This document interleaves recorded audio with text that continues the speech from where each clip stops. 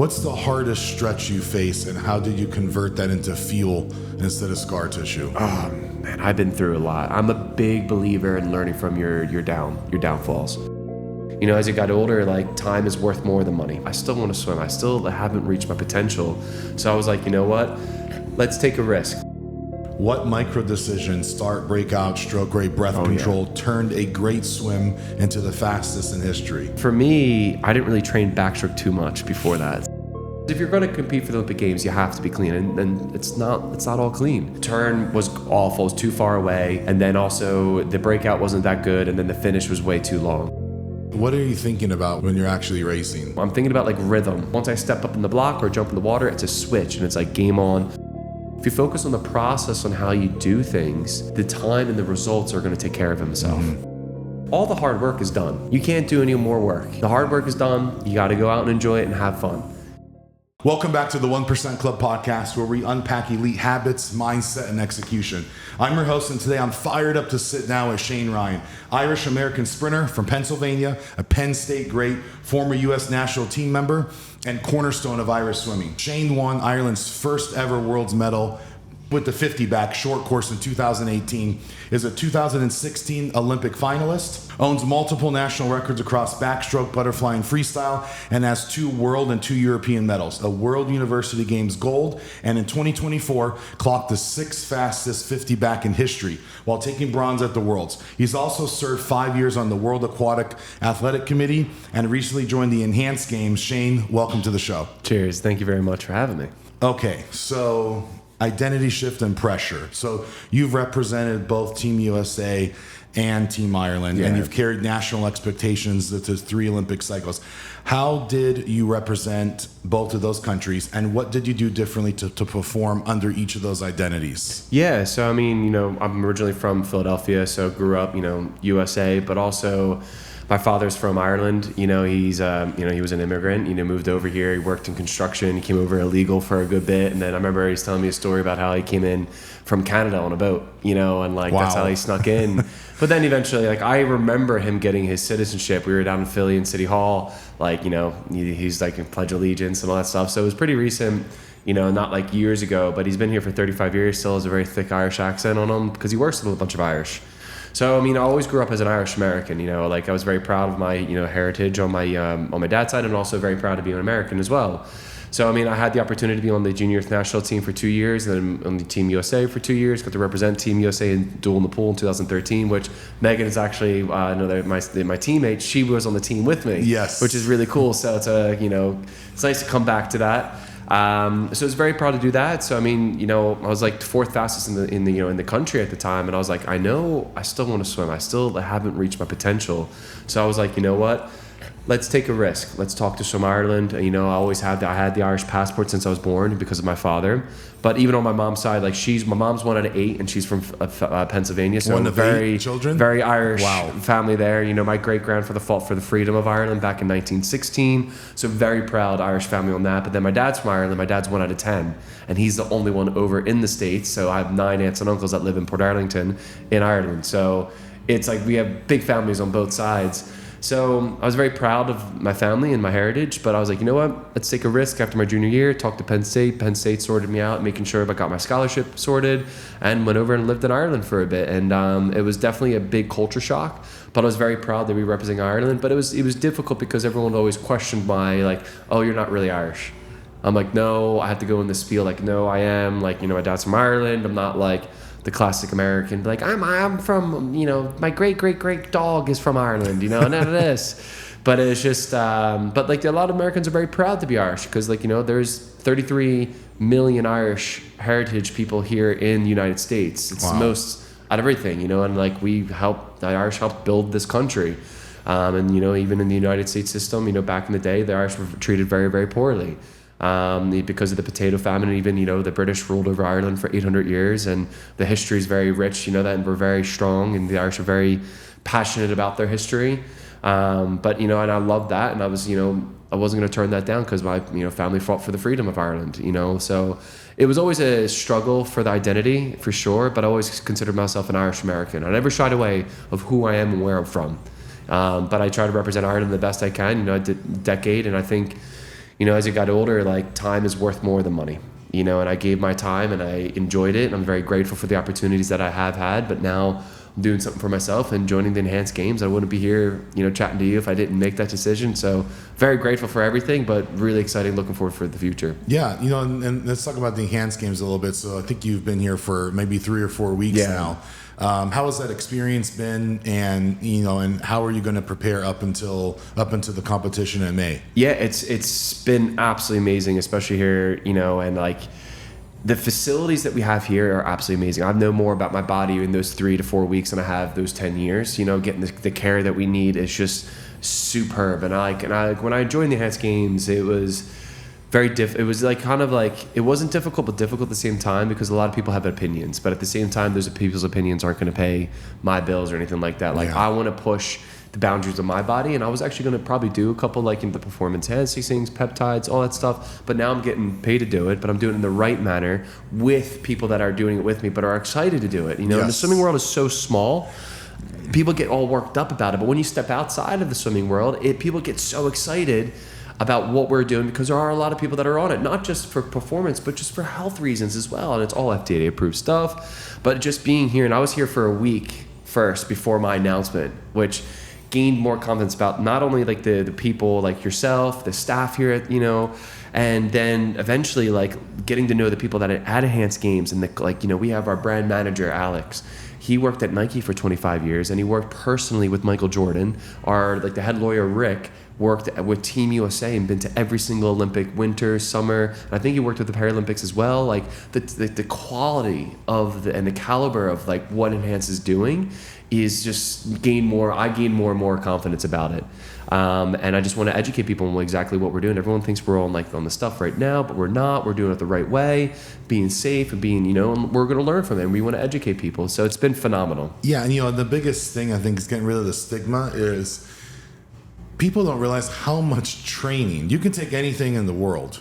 Yeah. Whether it has 1% of difference or 30. Yeah. But if you don't train and have a full system for yourself, which is really an all day, I think it's your full-time job, then none of that stuff works. It's an ecosystem. Yeah. You have to do that. Most important, you have to train hard. You have to be committed. And all those things are like an enhancement.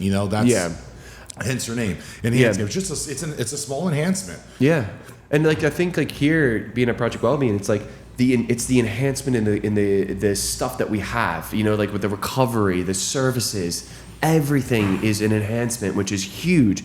And when I joined, I was getting a lot of stuff, from news, this and this, and I was like, well, how about we start having a conversation about paying Olympic athletes the right way? Because if you're going to compete for the Olympic Games, you have to be clean, and it's not all clean, and also having the care for the Olympic athletes. I was getting 30 minutes a week that I was going to be able to get on my body, and I'm actually able to get that enhancement care that I need. Plus also the equipment that we have here, it's just phenomenal. And it's frustrating now that there's people out there that aren't getting what we're getting, and I'm so grateful to have the opportunity to be on the Enhanced Games and also start getting rid of that stigma about the performance enhancing drugs and everything like that. We're not trying to take away anything from the Olympic Games, but what we're doing is completely separate. This is something we're going to do the case study, where people are going to learn, we're going to educate people, and we're being transparent about it. Where this is the first time where people are very shy, they don't want to talk about it, a lot of other different sports, but now we're being open about it. People are scared about it, but we're going to be, leading this, having the conversation. I'd rather have the conversation than not. Yes. And I think that's important. Yeah. No. I think that transparency is going to go, the furthest, I really do. Yeah, I believe so as well. So the 0.01% in the details. So take us back inside 2024, World's 50 back. What micro decision, start, breakout, stroke rate, breath control, turned a great swim into the fastest in history? Yeah. So, for me, I didn't really train backstroke too much before that. So I was like... I'm getting this story from a lot of you guys, and it's quite fascinating. I think you could not necessarily roll out of bed and do something, but you have such a worked for genetic gift Yeah. that is incredible for you to even discover that in your life. Yeah. Right? Like most people are walking around with a gift they don't even know. Yeah. So the first step is even identifying that you had that. So Yeah. sorry, I'll let you get back into that. It's about like unlocking it. It's about putting yourself in uncomfortable positions to get comfortable, to realize what you're capable of doing. And I think that's where a lot of people are shy about like pushing themselves in that and putting themselves in that environment, in that decision. And a lot of people that we're talking to about joining the Enhanced Games, that's what they're struggling with that, and like I knew from the very beginning, I was a big advocate of it, I supported them and all that stuff. And I was like, once you start having those conversations, you start gaining a little bit more confidence. So you need to have those conversations with yourself, and you have to capitalize on also what your strengths are too. So for me, I know I'm a good backstroker. It comes naturally, but I didn't swim the backstroke for a year, short course meter. So I went in and I was like, I just got done the 50 free. I was like 9th in the world. I was like, yeah, this is great. Marius got me by 0.02, which I was like, So, and then I would trade with Marius. Like Marius and I, he's a great teammate, great friend of mine, and we can also fly back and free. He gets me a little bit in fly, or I get him in free, but he can't touch me in back. But he goes back and forth, which is great. But for the 50 back, it was like 22.9 in the morning, made it back for semifinals. And I was like, turn was awful, it was too far away. And then also the breakout wasn't that good, and then the finish was way too long. Usually, like I'm 6'6", 6'7", so I have a long arm span. So I saw the flags, it was like 3 strokes finished, but I was like, I need to be 4 because I really reached. So then I tried to clean it up at semifinals, and I was 22.80. So I dropped like 0.19 or whatever.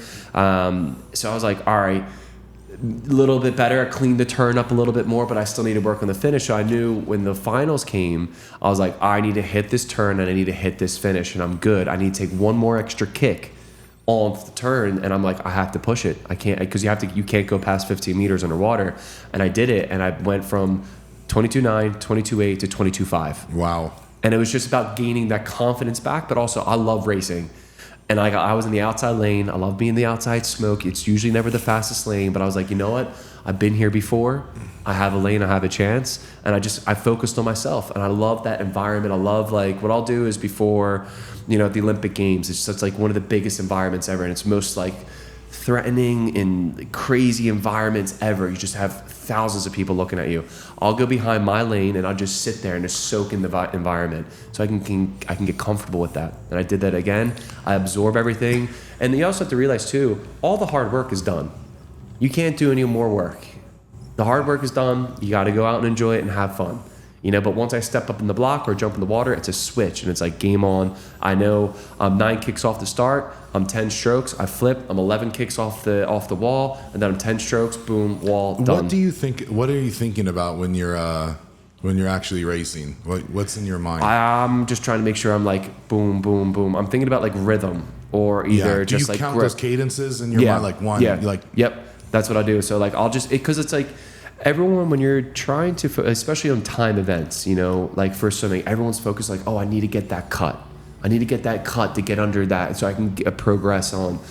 I think that's a really bad way of thinking about it, because then you try to force it. Focus on the process on how you do it. Be like, all right, I need to be relaxed on the start. Pop, boom, relax. Then I'm 9 kicks. I'm 9 strokes. Hit the turn, boom. Then come off 11 kicks, 11 to 10 kicks, depending on how you feel.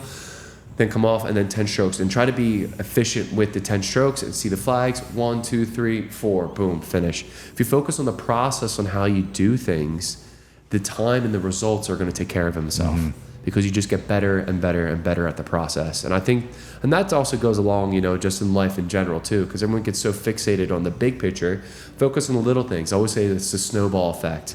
You have the little snowball on the top of the hill, you push it down, eventually it's going to get bigger and bigger and bigger. You just chip away, chip away, chip away, and you focus on the process on how you do things instead of the result. And I think and that's helped me so much. I love that. That's a beautiful explanation.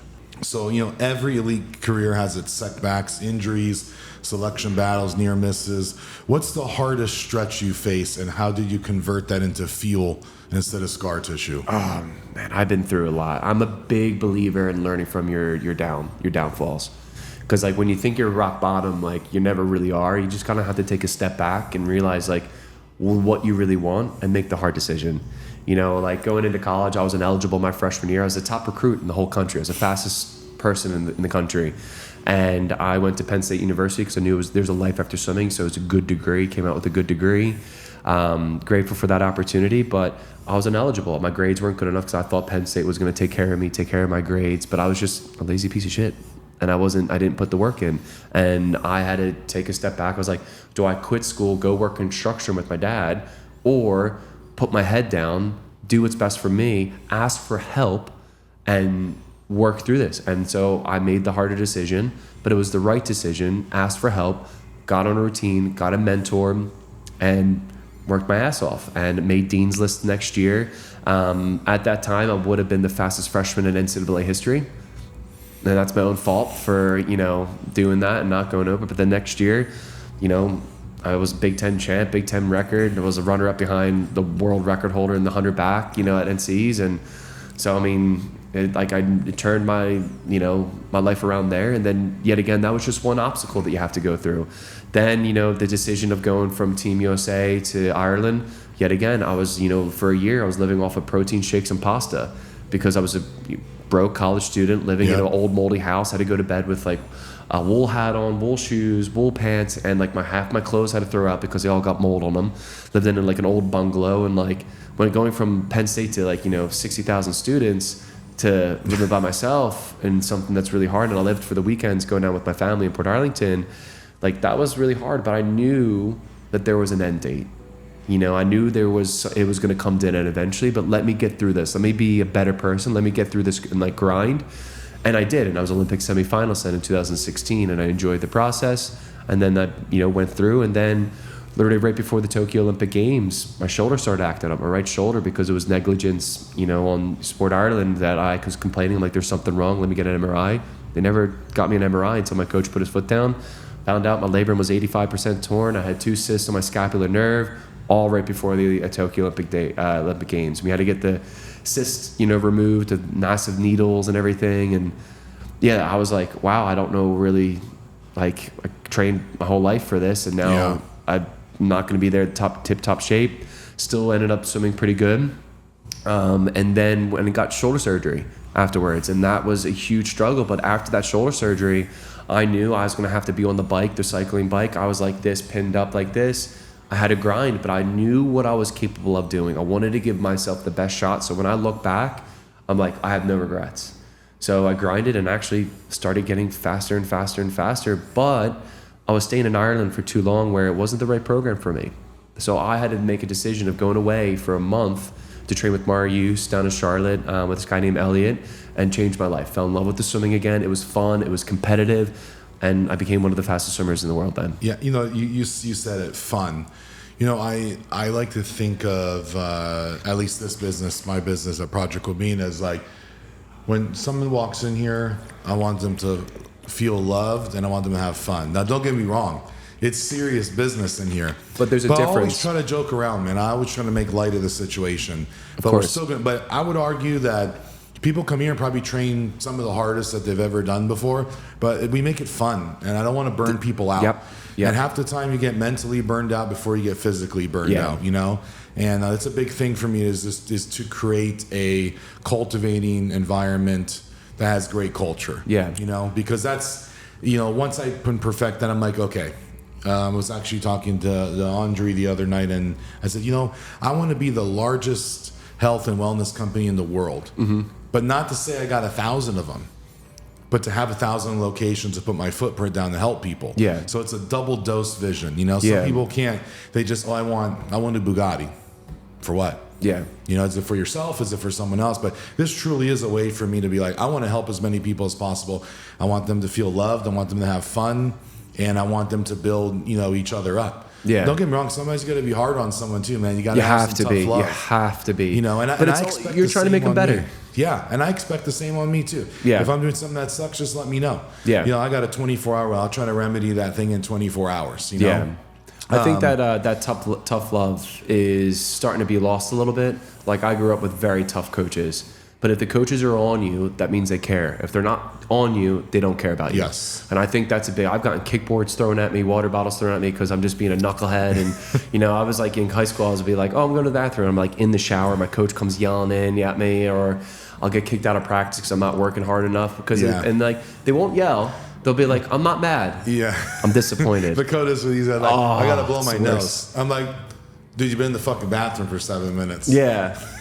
You know, and it comes to that thing about like also putting yourself in the environment where you are going to work to make yourself uncomfortable, but you're going to have confidence in that. So I didn't know the program I was going to step myself into, but I knew Marius. And I know Marius is a no joke kind of guy when it comes to training, but I know he can have fun doing it. And I know how to get underneath his skin to where we did this one session where we did our session. I was like, let's do a little 25 free. And I go to my coach Elliot. I'm like, I'm gonna make him do 4 25s. Watch. And he's like, no, don't do that. It's gonna blow his taper. And then eventually I beat Marius, and Marius gets out of the water. He's like, we'll do another one, ISL style. And we go back to back to back to back to back. It was the most fun I ever had. And I always remember that, you know. But it was fun. But we're working hard. But you've done a great job at, like, I know when I first walked in here, just the environment. You're like, whoa, the amount of positivity was just phenomenal, you know. And the first time you met, you're like, hey, how are you? I'm Sean. And I'm like, hey, I'm Shane. He's like, anything you need, any equipment, you just let me know. Might not have room, but I'll put it in your hotel room. You just let me know. But it's just about that, like, that care. But also it's like the care, but also the hard work that you put in that we all see. But it's the environment. It's also the people that you surround yourself with, and the staff just goes a long, long way. That's why I love being here. Yes. You know, that's why people come here, because not only, yes, you're going to get fitter, but it's also about making that relationship stronger, but you're having fun. It's the confidence you build in people, which that's what I've seen in the hard work. But like, you give them that little extra nudge, and it's just the right way of doing it, I believe. But it's like, also, you're a big guy. If someone tell someone to do something, they're going to do it. But you do it because you want them the best out of them. And I see it, it's like they're giving it the best that they're giving, because like you're giving it to them as well. And I think that goes a long way. So well done on that. And that's why I love being here, and that's why I'm so grateful for us to be here with you. So thank you for that. I think that's good. That's why it's like, you know, I like showcasing my life inside and outside here. Mm-hmm. Like, if I'm out here, then I'm networking out there. Yeah. Or I have like a great set of friends that, like, it's networking, but it's also a time to like talk to people that are going through similar things. So yeah, they'd be like, dude, just get back up your ass, man. What are you complaining about? Or like, hold on, let's speak about this. And yeah, I feel like that type of circle is very conducive to long-term relationships and commitments. You know, like, you are a product of your environment. I feel like that's one of the strongest statements for sure. Yeah. If you want to grow and you're not in a growth environment, you're never going to grow. If you feel too comfortable, move. Yep. You know, and if you feel comfortable, that means you're walking down someone else's path. And that's what I was doing in Ireland for 6 to 7 years. Didn't go past time for that long. And I was like, I need to get the hell out of here. It's a depressing place. It's a hard place to live in. But I knew I thought I was going to live there for a bit. But, you know, life throws a lot of curveballs at you. And, you know, you have to make the decisions. It was a hard decision. You know, it was the most stressful time. Didn't have a great World Championships there just this summer because I got a really bad stomach virus. A bunch of other things. I wasn't being treated right by Swim Ireland. And, you know what, and I'm moving out of, like, the two stressful times in your life is going to be death and then moving. Yes. And I had to move countries. And then also, like, you know, dealing with, you know, a lot of repercussions of like the enhanced games. But at the end of the day, I'm so grateful that I had made a decision, and I had my friends backing me, I had my family backing me. But also, it's like cleaning house, like spring cleaning. You know who your true friends are now too. Yes. You know, and that's a big thing for me, you know. And like, at the end of the day, I really don't care. I'm surrounding myself with good people. I love that, man. Mental performance and, you know, repeating that. So you're known for dynamic racing style and repeatability under pressure. Walk us through your pre-race mental protocol until you get to that first stroke. I mean, all the hard work is during like, you know, is done during the training, you know, months prior. And I think that's where, you know, like today Christian was getting really worked up. He's like, oh, I'm tired. I'm not doing that well. I was like, stop with that. Focus on your technique. It's like, it's accumulation.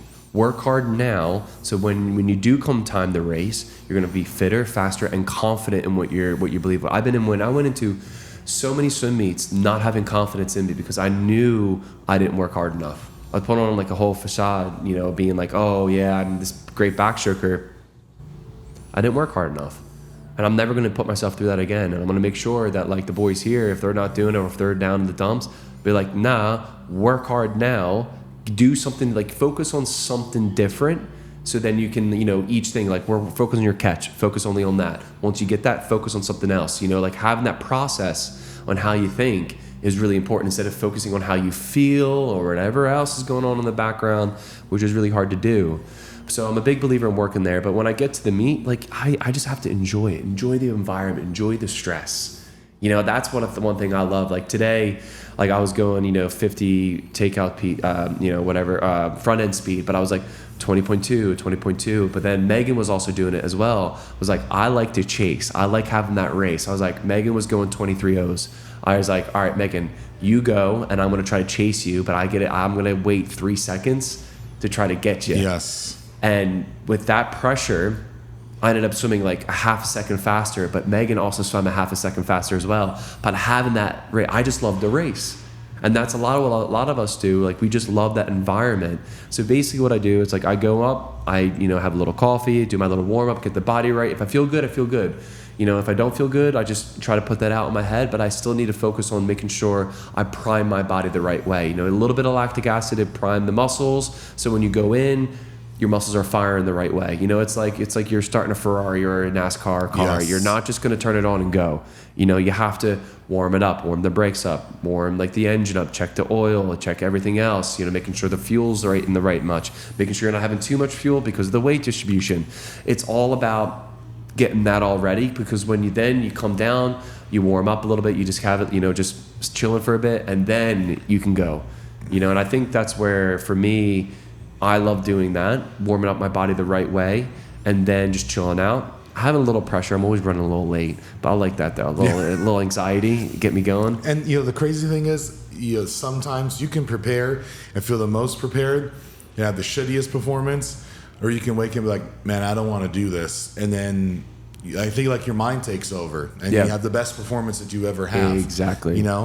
And there's something truly to it. That's why I have so many of these mental performance things in here, because I started really getting into that. Is how important those things are to recharge, to desensitize our nervous system, so when it's time to spike it, you're ready to go. Yeah. And I feel very strongly about that. I feel like you should just be ready at all times, whether it be perfect or not. And how do you get there is by adapting to situations that are good and bad, and being able to operate in both of them. Yeah, no, and I think it's very, very true. But I mean, you just got to make sure you put yourself in a good environment for your mental state as well. Because it's like we've talked about, like I was depressed for coming into this for a couple months and really, really struggled. And knowing what I was like, where I'm at now, because I have a path, not having a path is quite difficult, not knowing what you're going to do, especially in the time of life where I was like, do I go into a job? Or do I do the enhanced games or this or this? What are people going to think about me?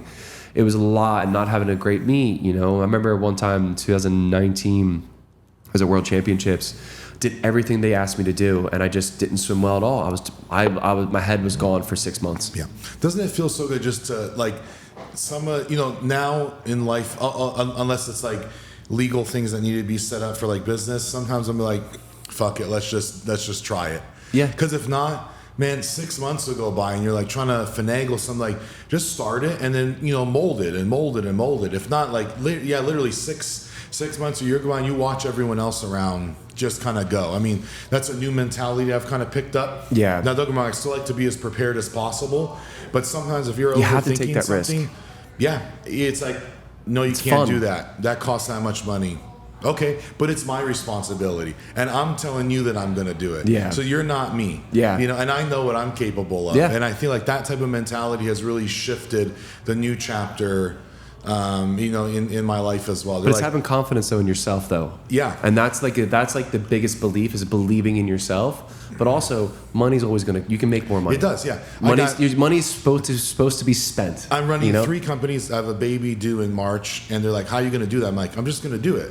I don't need to think about it. I don't need to sit and like, I'm going to do this. I'm just going to do it. Baby's going to come. I'm going to be present in that person's life and my child's life. And I'm going to do so well. I'm going to give the baby everything that I couldn't have, but I'm going to also give the baby everything that they need as well. Because just providing an environment is not enough. You're going to be a great father. Yeah. You're going to be an absolute amazing father. I'll be on the computer while fucking training someone with a stroller. You know, it's just that to me is not difficult. Trust me.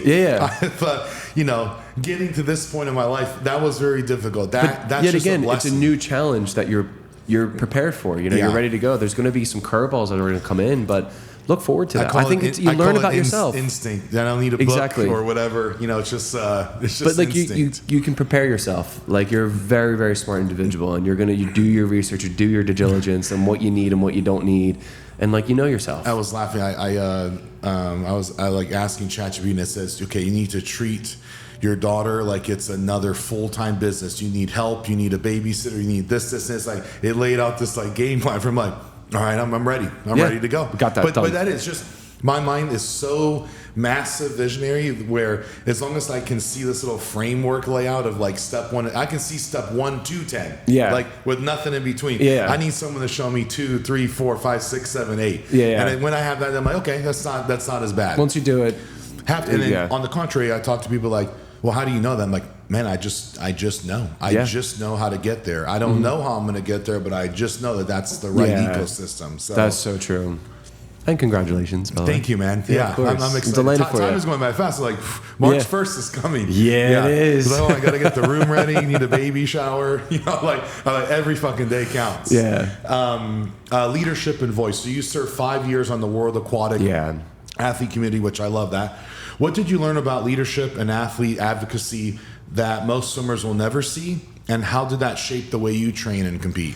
It's not like everyone's going to be individually for training, competing, right? And that's the thing. But like when you get up to the higher level, politics come into play, and that's the biggest thing. And I had to deal with it. You know, I got screwed over about 2 Olympic Games, you know, where they've kind of forced me not to swim the 100 backstroke in the Tokyo Olympic Games because they messed up. Swim Ireland messed up on a relay qualification thing.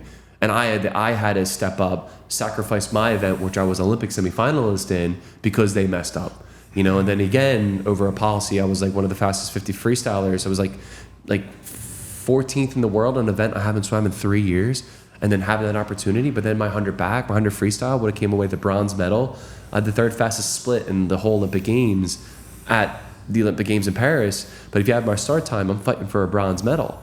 And I'm like, and they didn't allow me to do that. So it's the policies, and that's why the Olympic committee was started to allow swimmers to come to us. So I was the male representation of all of Europe. So anybody in Europe who had an issue with like a federation, or there was a drug test that went wrong or dodgy, they would come to me first, and then I would address it so they don't have to go to their federation because it's going to get lost. And that happens all the time, and I've seen it in Swim Ireland as well. You know, and it's a very heartbreaking thing that I've seen that. And there's and it's just difficult to kind of, you know, these Olympic athletes aren't getting paid anything, and they're working their life. And with swimming, it's hard to have a job. Now, if you were in athletics, you do like an hour and a half session after work or before work, and then you can work all day. We train in the morning, we train at the gym, and then we train again because we have to create impact on our body to get the same response as in athletics or something else, you know. So it's hard for us to get a job. So it's like we're training all this, but then we're being treated shit pretty much by the federations, not getting paid enough. And that was the main thing about being on that, making sure that athletes have a voice. Also making sure that things were, so my responsibility at all the world meets was event management and event safety, anything I saw that could run a bit smoother, that was my main thing. So in Tokyo, they built like this like multi-layer box, basically. You know, we had people on the top, it was like an office building pretty much, but it was like a bunch of metal structure. There were sharp things that were kind of like pointing out. I was like, we need to get foam on this, we also need grip tape. And I was like, not just normal grip tape, we need skateboard grip tape up on the stairs. Yes, because they're going to slip. Also, I don't see any lightning rods on top of this roof as well. It's all metal. It's right during during the summer, there's a lot of thunder and lightning. We need that to be dispersed somewhere else. So I see things that, you know, from my major that I learned would help, you know, in World Aquatics do that. So, you know, say for instance, like we're walking down this like little corridor, but it's all like metal piping and all that stuff, and there's a couple sharp edges. I'm like, say if someone's like squeezing by with their racing suit on, that could get snagged and ripped, and that panic. Yeah. Go into the call room. You know, and I that's happened to me before. I've had suits ripped before, goggles snap, but you have to be prepared for that. But like if you're trying to, like what we're trying to do is kind of avoid that to happen. So that was my main job. And also like, dealing with, I had to help this one girl. She was going from Canada to the Philippines. And there was like a lot of different rules with, going over to switching countries, which I have done that. So I have experience in that. So I helped her with that because she was having an extremely difficult time with her federation. So I got her connected to the right people in World Aquatics. So it was like a comfortable way where swimmers could come to me and I can move them into the right directions with World Aquatics, the governing body for it. No, I think that's awesome. Yeah. So backstroke sprinting is ruthless. Hundredths decide everything. What are the 2 to 3 speed levers you prioritize in training with strength, mobility, and then starting under the water? So underwaters are my thing, especially on my back. I'm a lot faster on my back just because of the movement. So we were doing stuff yesterday. Like I love doing resistance work in the water. I think that's really important. So I was doing like 100 pounds rack and I was just like boom, boom, boom. And like Christian was like, whoa, man, like you, but like if I go on my stomach, I'm not the same because I'm stiff on my upper thoracic. Yeah. So I'm like this instead of like that, It's interesting. So even though everyone, is a swimmer, every person is so individualized here. Not only that, but you guys got a shitload of awards. So I'm like, okay, hold on. There's like 10, 16 awards for each of you. But no, every single one of your bodies is different. It is. It's very interesting. Yeah, so I just, backstroke comes a lot more natural to me. So it's more for feel for me. Now, 50 back, I can do it. 50 free, sometimes I can do it. Like today, I was getting my butt whooped in the 50. But it's just, I move a lot of water. I have long arms. And my stroke rate's not that high. So Christian's stroke rate would be like 65 stroke rate. Mine would be 48 or 58. Okay. So I'm moving distance per stroke. So I'm moving a lot more water instead of the tempo. That's why I'm better at the 100 free than I am the 50. Yeah, it's very similar to when I tell people that you might not necessarily be getting faster training with me. It appears to be because you're covering more distance per stride. Yeah. Some people have a biomechanic issue where they're just not, we want them to work in the least capacity as possible to achieve the results. So if their first 2 to 8 steps per consume so much energy, they're going to be a little bit slower. If we can get them to be more efficient, their stride length increases. Yes. They're using their arms more. Mm-hmm. That's a big deal, and that's just technique. Yeah, technique. And like that's for me, like backstroke comes very natural to me, especially if my shoulders are in good spot, and with the flexibility. I think because I'm hypermobile, that's why my shoulders are so crazy. But it's also like the way for backstroke, you come here and you come to the side, and like that just puts so much pressure. And I move a lot of water. I have really good feel for the water, so it's like just make sure I'm maintaining the legs are strong. I know that. I wasn't in the water for 2 weeks, and like one of my first sessions, I was beating the boys by 2 seconds in like a 50 all-out kick, which I was like, confidence there. But then on the swim and the pool side, my arms are still very weak, So I was just now it's like time to kind of build the strength up, but I have to stay consistent and not push, but also rest. But it's just like knowing what you're capable of doing at the time that we're at. Like I'm only 3 weeks into training, and I have like, say I wanted to be under 20 seconds, and I was like 20.2. Then at the end I was like 19.8, and I was like perfect. So I was like, that's a bit better, And that's where, for me, it's about knowing where you are in your training, but also realizing that, but also having a goal to work towards each week and each day. And for me, it's like when I'm focusing on like 50 stuff or 100 stuff, just got to make sure technique is there, and being efficient, and also filming as well is really important. Knowing where I was like slipping with my left arm, but it looked like I wasn't dropping my hip down to allow my lat to engage and everything, which is mental, how it's all connected. So you've recently joined the Enhanced Games. What originally drew you to it, and what guardrails do you believe are essential to preserve athlete safety? Yeah. So, they reached out to me from the very beginning. I was one of the first athletes. I've known Brett since I was 16 years old. So he tried to recruit me to Auburn. Sadly, it didn't work out. But look, the universe always is our way to kind of work back now together, which is cool. He tried recruiting Ben as well. And now we're all training together, which is great. But I was a big believer in it because it's like, I know a lot of people in normal life, that aren't in high performance athletes or anything like that, are taking TRT or HGH, and it's all FDA approved stuff. But a lot of people aren't really, there's not a lot of education out there, and and I want people to make sure that when they're doing stuff like that, they have the confidence in doing it, that they know it is safe. But I was like, look, this is something different. It's marketing, it's show business, but also we are trying to push the boundaries of our body, but in a very safe manner. So that's why, with those safeguards, it's like we're going to have our doctors when we go to Dubai for the case study. We're going to have our bloods test pretty much, I think, like every week or something, like to make sure everything's going right. We're monitoring everything the right way. We're not going crazy with the doses. And we don't even know what our doses are because each person's going to be individual. We don't know exactly how much we're going to need because we need to get the test done the right way. But we're going to be fully transparent about everything. There's a list it's a very small list of things that we are allowed to take. I mean, like I want to take peptides right now, just throw them right in my shoulder to help me feel a little bit better, but we can't do that right now, and plus they're not FDA approved yet. There's still a lot of complications with that.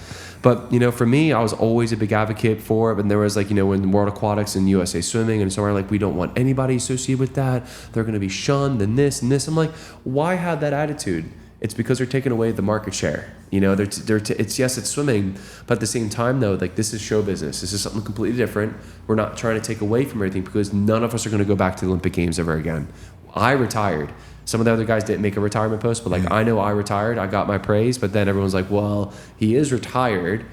So why is everyone freaking out about what he's doing, what he's doing? At least I'm going to be getting paid, but also you can't put a price on getting your body the right way. Yes. And I think that's important. Like I'm looking for the future for my kids where once I can get my shoulders right, then I'm like, I can do that. Then, I don't have to worry about that. I have a catch with my kid, later down the road or something, can't put a price on that. But I'm also doing this with my friends, and it is kind of interesting. It is a different choice because we were all clean athletes for years, but a lot of athletes in the Olympic Games, like you had 20 Chinese athletes test positive before the Tokyo Olympic Games, but we just found that out right before the Paris Games. Yeah. And then 6 athletes showed up, still the Chinese athletes that did test positive, and they were able to compete. So I'm like, if the big IOC isn't really, doing anything about it, why would I want to stay in that system? Not getting paid. The care is not great. You try to speak up about something, you get told off, or you get in trouble, or you get threatened that we're going to hold your funding above your head. That happened to me all the time. So I'm like, what? This is something where you have to be honest with yourself. You have to be honest with everyone else because the harder work you're going to put in. Because yes, we talked about earlier. Yes, we can take all this stuff, but the hard work still needs to be done. This just helps with the recovery process. The harder you work, the better you're going to get the results. If you just think a suit and the drugs are going to work, this isn't for you. This is not for you at all. Go home. Go do something else. Go get a normal job. If you could design a best-in-class innovation model for sport, what would it include? Oh, what do you mean? Give me a little example. You design your own protocol for a sport as far as your workout, your recovery, food. Everything that we're getting here. This is everything I dreamed of here. It's funny because when I started incorporating these things in product, I was like, nah, fuck. Let's just put let's put everything into one spot so someone doesn't have to drive to 6 different places. Try to keep the costs down. Mm-hmm. I like to buy the best of everything so that way it actually works and does what it's supposed to. So have to keep that in mind. But I'm like, man, I feel like we can keep the costs down. I didn't have any really model to work this off of. I'm looking like no one's really ever done this one. I think I really was one of the first, actually the first facility ever to put biohacking and precision medicine inside of a human performance and then tie it all together. I agree. I think you are. And it is truly a founder-led company. So I'm excited to what the future looks like. I'm really excited to work with the Enhanced Games, and I hope that the relationship can skyrocket from here. I want to stay here. I want to buy a house here and just stay here, work here, go train, be in the sun all the time. I think the great thing is you guys are, this first group of Enhanced Games, you guys are going to be the true ambassadors for the Enhanced Games. When you're done competing, can move off into, these ambassador or these board roles and really, be an advocate to all sports, really. I think so too. How to go from being a pro athlete to a business person to where you're not sitting on your couch pulling up your phone fuck, I need to get a job now. Yeah. I don't got any money coming in. And that's the thing, like I went through that avenue to make sure that like I was mentally sound, making sure I had the decision. You know, I want to go into medical sales. Like I love the body. I know the body really well. It's like when I get work done, I make sure I'm like, yep, it's my teres minor, not my infraspinatus or supraspinatus, or it's my rhomboids or, you know, rear delt, this. Like I know that really well. And also I've gotten surgery. I know what it's like. You know, I have Stryker suture anchors in my shoulder right now. I know that. So like I reached out to Stryker. I talked to like the head of Philadelphia, and I talked to him about like me doing this enhanced games or this. They don't care. They're actually more interested in it. They're like, all right, you're actually going through this. You've done the surgery. The job's still going to be there when you get done, no matter what. You know, like a job's a job. But this is something for me where I can play catch up on the financial side, where all my other friends, they all have houses, they have this, they have that. Like I can do this, get my body right, do it, enjoy it, but also meet connections, networking. Like me being here on this podcast, the people that you introduced us to on Saturday night, which is great. But also like I like sales. I like talking to people. I can talk to a wall, you know. But and I have a good story too. You know, I've traveled the world. I can, you know, all the different things, and I can relate to a lot of people. But at the same time, though, it's like about the connection. It's all about who you know. Yes. You know, it's like, yes, I have a great degree. That's great. But a lot of people sometimes they don't use their degree. And like that's what I'm really interested in. That's what got me really excited about maybe, you know, if I step out of the enhanced games, like they are coming out their products and stuff like that, maybe I can go into a sales role with them. Or I meet someone that is associated with, you know, with all the ambassadors, or not the ambassadors, the investors and all that stuff. I meet them, strike up a relationship, and get a job with them. You know, and I love meeting people around the world. You know, and I think that's what's really drawn me into this. And it's just going to be a great ride. I think it's amazing, man. Legacy in the next generation. So you made history for Ireland, and you're still pushing boundaries now.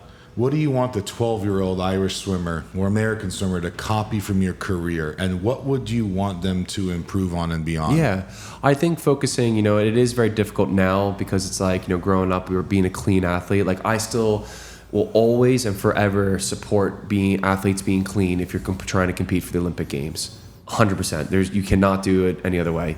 But this is why, you know, I retired, and I have to make sure that this is something separate, you know. Yeah. And like I think growing up, you have to make sure you're an advocate of for yourself. Ask your coach questions. I think that's a really big thing, and like challenge them in the right, respectful way. You know, you can be a bit disrespectful, you know, and challenge your coaches and all that stuff. Like pull them aside at the right, appropriate time. Don't just be asking them, you know, right in the middle of the set. You know, why are we doing this?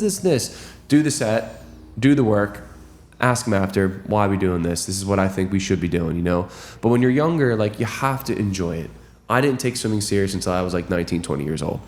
You know, I was like getting full ride scholarships. I was playing volleyball, baseball, like soccer, lacrosse, American football. Like, I was on, you know, the Pennsylvania team for baseball back in the day. I was like, you know, getting college offers for American football, volleyball. But swimming came very easy to me. My mom was my swim coach growing up as well. But like I loved being there with my friends. I've sacrificed so much as well, and that was a big thing. But it was all for, you know, I'm grateful that I did sacrifice that because I learned about myself, you know, and the friends are going to be there for you. But I had fun, and I think that's important. I think to also become a good athlete, you have to dabble in different things and know what your body's doing and all that stuff. But I think it's important to have fun, believe in yourself, put in the work, and at the same time, like, enjoy it, you know. And like also what I'm doing now is completely separate. This is something for adults. Like this is a job. It's a marketing job. I view it as a job and a marketing job because it is, because they're coming out with their own products. We're gonna have to market that, and this is something also that, you know, it's gonna be good for the older person, someone who's retired from swimming, who's coming back from injury, or even master swimmers. There's a lot of master swimmers and a lot of master sports that are on a lot of TRT, HGH, but they don't really know what to do. So now, like, my biggest thing is having that conversation, getting the test results back, and educating people, I think is really, really important. I think so, man. Shane, thank you so much for being on here, man. You're really masterclass, and I appreciate you. Yeah, thank you, Sean. Yeah, I hope everyone listening can really take some of those pearls that you dropped. Yeah, of course. And I just appreciate all you guys been in here. It's been really fun. No, thank you very much for having us. I'll miss you guys when you go, but I'm gonna come to the UAE for like a week. Oh, really? And I was like, nah, fuck, maybe I'll come once a week for every month till you come back. But in my mind thinks bigger. I'm like, well, if it's here and there, let's just build Project Bean there. So then you're here and you're there. I'd rather stay here, tell you the truth. I want to get in and get out and come back here. That's my main thing. Right. It's a lot easier for everyone else, you know. And yeah, and I think that that might be happening. So. I'm looking for a bigger spot. So yeah. Because there's I don't know how many guys are here, but I'm like, all right, I can see this growing quickly. I said, it's not going away. We need more. So I was like, got the stack of resumes, got the real estate portfolio. Let's go. Do it. Let's do it. All right, thank you so much again. Of course, I really appreciate you. Thank you.